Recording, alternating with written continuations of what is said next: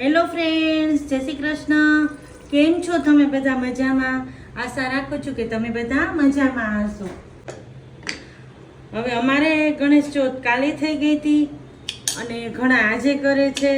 તો કોના ઘરે કેવી રીતે છે ગણેશ ચોથનું? અને અમે તો કાલે જ લાડવા કર્યા હતા. હવે જો કિચનમાં પહેલાં તો હું છે ને ફ્લાવર મૂકું છું આવી રીતે સાફ કરવા, કારણ કે આજે મિક્સ વેજીટેબલ અને 5 દાળની ખીચડી કરવી છે. તો વેજીટેબલથી ભરપૂર ખીચડી કરવી છે તો પહેલાં તો ફ્લાવર જ ચોખ્ખું કરી લો, કારણ કે ફ્લાવરમાં શું કીડા ને એવું બધું હોય. હવે જો આ 5 દાળ છે એને મેં પલાળી દીધું છે, ચોખા અને દાળ બે. હવે થોડીક વાર પલળીને ત્યાં સુધી બધા શાકભાજીનું કટિંગ થઈ જાય. તો ફણસી લઈ લીધી છે, કેપ્સિકમ છે, ફ્લાવર તો આપણે સરસ ચોખ્ખું કરવા મૂકી દીધું છે, અને સાથે છે બટેટું, રીંગણ, અને આમાં જે વેજીટેબલ નાખવાય ને નાખી શકાય. મા દીકરી બે થઈને શાકભાજી કટ કરી લીધું. જો અમે ગાજર પણ નાખ્યું છે અને આ બધા શાકભાજી તૈયાર છે. સાથે આદુ મરચાંની પેસ્ટ પણ થઈ. ચોખા અને આપણે જે 5 દાળ એને કુકરમાં મૂકી દઈ, પાણી નાખી દીધું છે ને મેં એમાં માંડવીના દાણા અને મીઠું નાખી દીધું છે, હળદર નાખી દીધી છે. હવે એમાં વિસલ વાગે છે ત્યાં બીજી તૈયારી કરી લઈ. તો આજે જો વઘારેલી છાશ બનાવી છે. આ ખીચડી સાથે આ છાશ બહુ સરસ લાગે.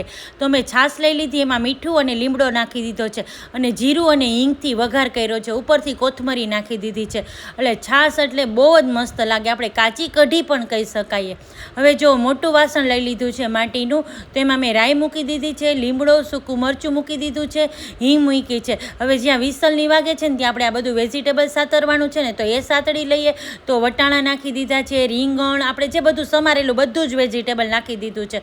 હવે એક ઉપરથી રાખી દઉં છું ખાલી ટમેટું નાખવાનું. એટલે આ બધું વેજીટેબલને શું સતળાતા વાર લાગશે, અને ટમેટું તરત સતળાઈ જાય એટલે એ પાછળથી નાખીશ. બધું વેજીટેબલ નાખી દીધું છે, એ સતળાઈ છે. બીજી સાઈડ પાણી ગરમ મૂકી દીધું છે, કારણ કે આપણે ખીચડીમાં પાણી નાખવા જોશે જ.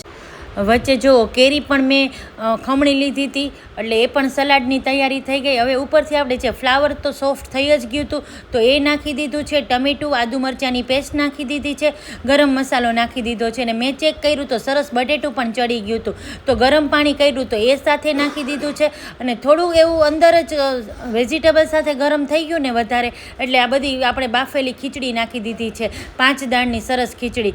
ઉપરથી વઘાર કરી લઈએ. તો વઘારિયામાં મેં જીરું લઈ લીધું છે, હિંગ મૂકી, લસણની ચટણી નાખી છે, અને આ રીતે ઉપરથી મેં વઘાર છાંટ્યો છે.